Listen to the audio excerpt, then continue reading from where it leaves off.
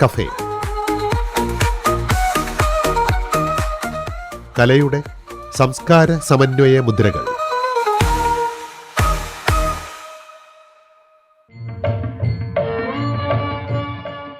ഗാന്ധി ജയന്തിയോടനുബന്ധിച്ചുള്ള പ്രത്യേക പരിപാടിയാണ് ആർട്ട് കഫേയിൽ ഇന്നും നാളെയും. ആദ്യ ഭാഗം ഇന്ന്. ഗാന്ധിയെ വരയ്ക്കാൻ എളുപ്പമാണ്.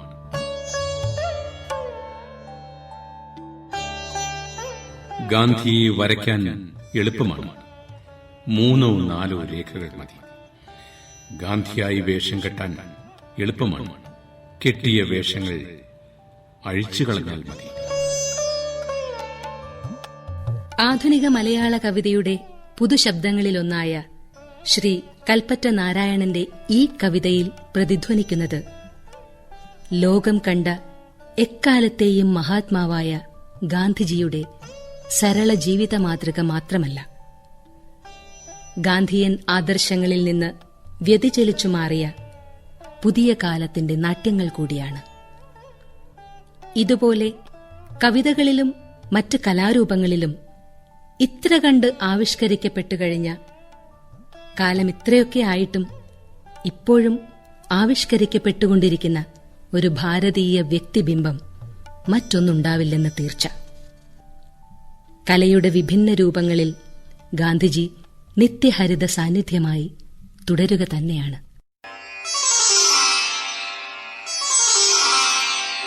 ലോകമേ തറവാട് തനിക്കീ ചെടികളും പുൽകളും പുഴുക്കളും കൂടിത്തൻ കുടുംബക്കാർ. ത്യാഗമെന്നതേ നേട്ടം, താഴ്മതാനഭ്യുന്നതി, യോഗവിത്തേവം ജയിക്കുന്നിതൻ ഗുരുനാഥൻ. ഇങ്ങനെ കവിതകളിലൂടെയും കഥകളിലൂടെയും മറ്റ് സാഹിത്യരൂപങ്ങളിലൂടെയും ഗാനങ്ങളിലൂടെയും ശില്പങ്ങളിലൂടെയും ചിത്രങ്ങളിലൂടെയുമൊക്കെ എത്രയോ തവണ ആവിഷ്കരിക്കപ്പെട്ട ഗാന്ധിജിയുടെ കലാസങ്കല്പം, അതല്ലെങ്കിൽ കലയോടുള്ള സമീപനം എന്തായിരുന്നു എന്ന അന്വേഷണം കൗതുകമുണർത്തുന്ന ഒന്നാണ്. ഗാന്ധിജി സ്വയം ഒരു കലാകാരനാണെന്ന് പ്രഖ്യാപിക്കുന്ന ഒരു ചരിത്ര സന്ദർഭം പോലും ഉണ്ടായിരുന്നു. ഞാനൊരു തത്വചിന്തകനോ ഋഷിവര്യനോ പണ്ഡിതനോ അല്ല, പക്ഷേ ഞാൻ അഹിംസയുടെ കലാകാരനാണ്. ഗാന്ധിജി മാനവരാശിക്ക് മുന്നിൽ വെച്ച ഏറ്റവും മഹനീയമായ ആദർശം അഹിംസാ സിദ്ധാന്തമാണെന്നതിൽ സംശയമില്ല. ആ ആദർശത്തെ കലയുടെ ഔന്നത്യവുമായി സാദൃശ്യപ്പെടുത്തുക വഴി അഹിംസയും കലയും ഒരേ മഹത്വത്തിലേക്ക് ഉയർത്തപ്പെടുകയായിരുന്നു.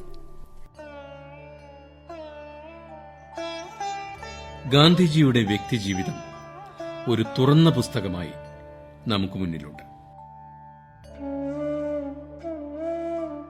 മനുഷ്യജീവിതത്തെ ബാധിക്കുന്ന ഭൗതികവും ആത്മീയവുമായ എല്ലാ പ്രതലങ്ങളെയും സ്പർശിച്ച് കടന്നുപോകുന്ന ആ പുസ്തകത്തിന്റെ താളുകളിൽ കലയും സാഹിത്യവും എவ்விധം, ഏതളവിൽ, എവിടെയൊക്കെ സ്വാധീനത്തിന്റെ മഷി പടർത്തി നിൽക്കുന്നു എന്ന് പരിശോധിക്കാം.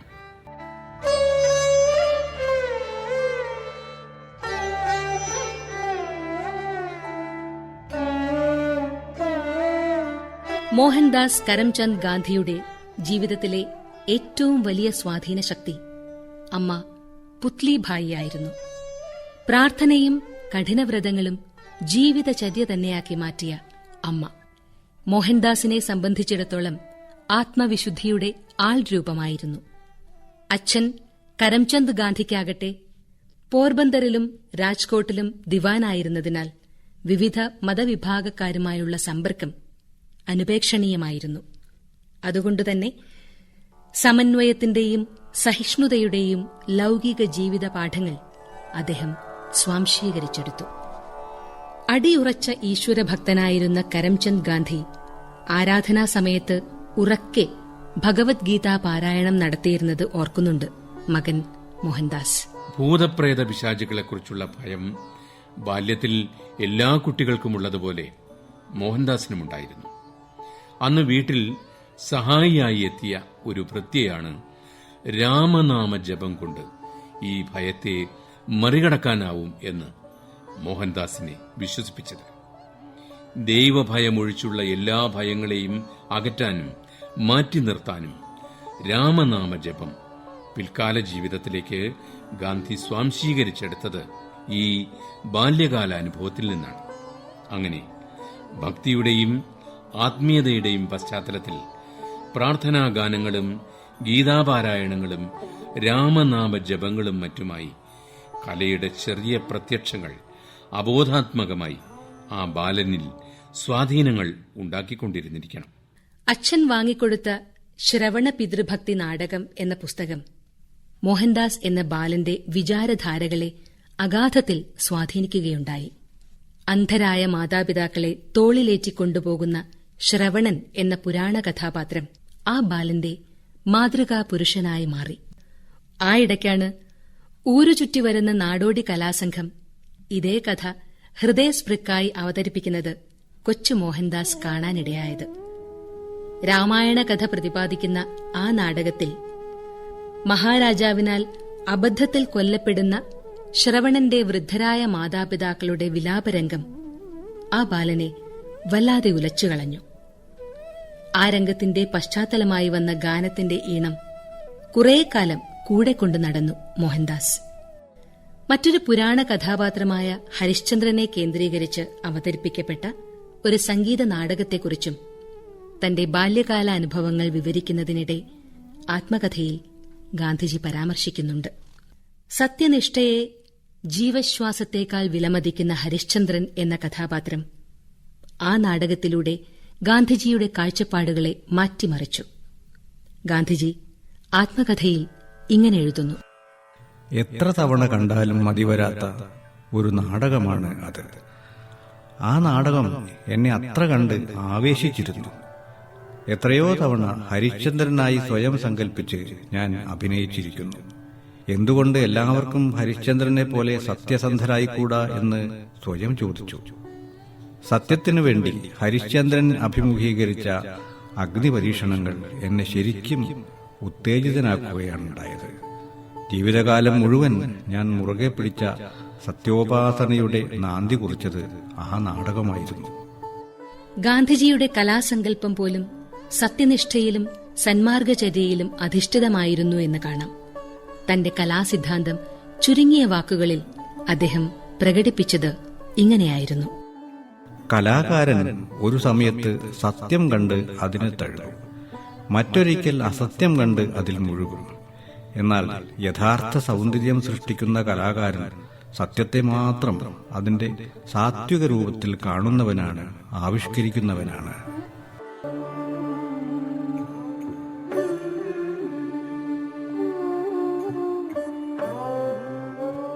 ഗാന്ധിയെ അഗാധമായി സ്വാധീനിച്ച മഹാപുരുഷനായിരുന്നു എഴുത്തുകാരനായ ലിയോ ടോൾസ്റ്റോയ്. ലളിത ജീവിതത്തെക്കുറിച്ചും പവിത്രമായ ലക്ഷ്യങ്ങളെക്കുറിച്ചും ടോൾസ്റ്റോയ് വെച്ചു പുലർത്തിയിരുന്ന നിലപാടുകൾ ഗാന്ധിജിയെ അത്യധികം ആകർഷിച്ചു.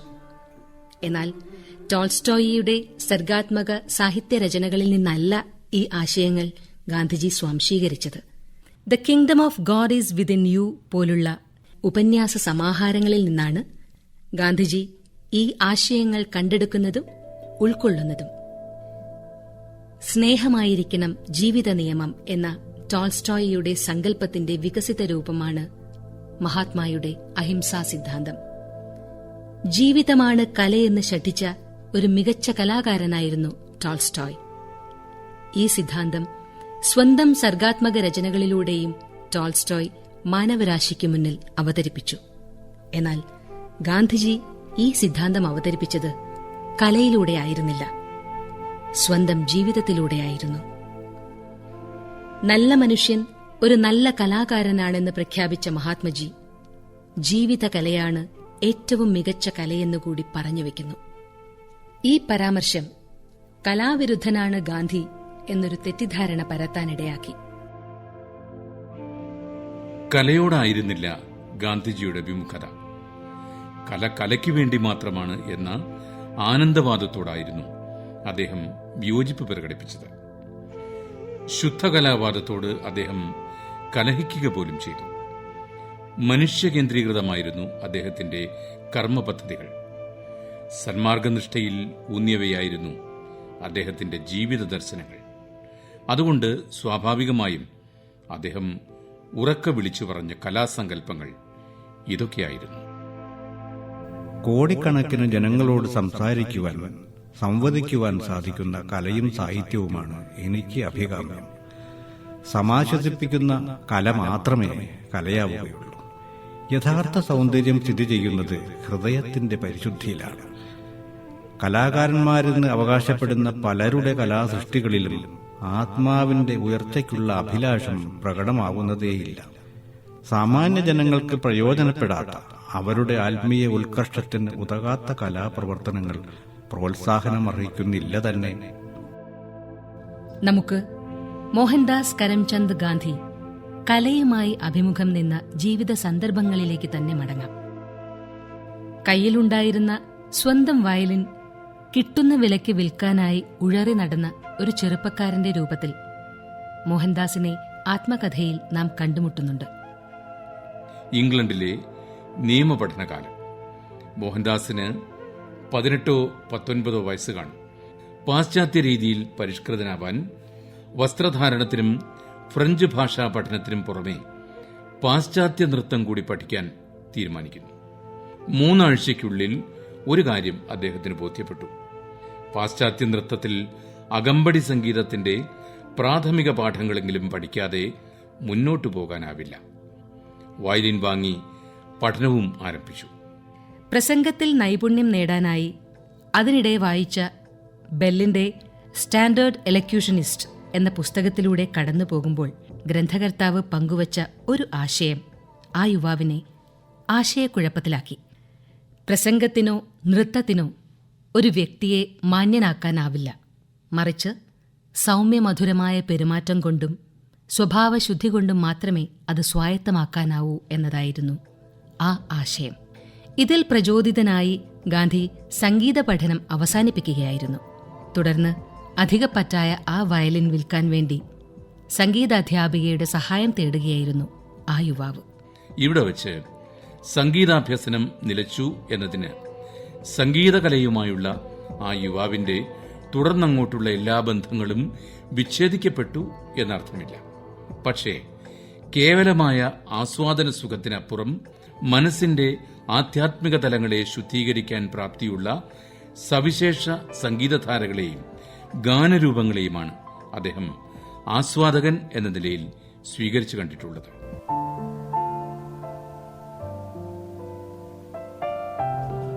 ആത്മകഥയിൽ ഒരിടത്ത് തന്റെ അഭ്യർത്ഥന പ്രകാരം ഒലീവ് എന്ന ബാലിക പാടിയ ഒരു ക്രിസ്തീയ പ്രാർത്ഥനാ ഗാനത്തിന്റെ ആലാപന മാധുര്യത്തെക്കുറിച്ച് പരാമർശിക്കുന്നുണ്ട്.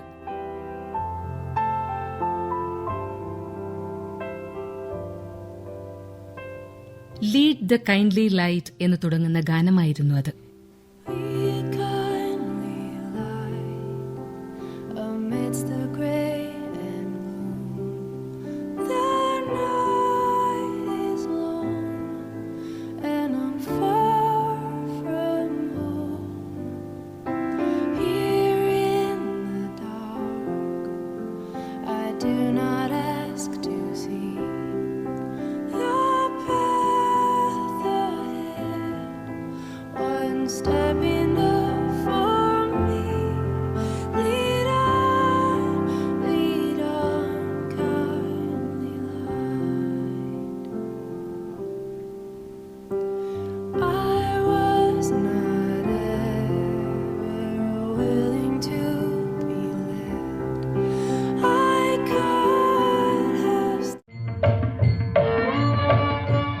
ഗാന്ധി ജയന്തിയോടനുബന്ധിച്ചുള്ള പ്രത്യേക പരിപാടി തുടർന്ന് കേൾക്കാം നാളെ ആർട്ട് കഫേയിൽ.